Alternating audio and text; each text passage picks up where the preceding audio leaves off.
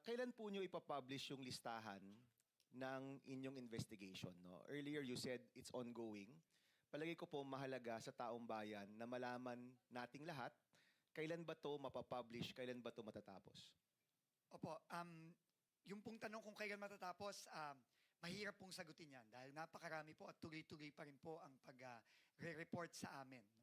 Kung kailan po mapapublish, sisimulan na po namin ito. Siguro bigyan nyo lang po kami ng mga ilang linggo, kahit 1 o 2 linggo.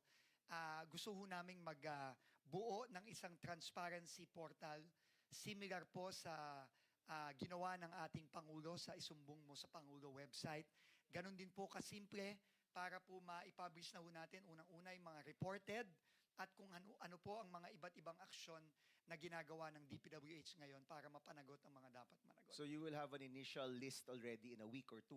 Opo. Okay, and that will grow as the investigation goes on? Opo, padagdag lang po ng padagdag lang. Ano pong ilalabas natin? Yung ghost at yung substandard?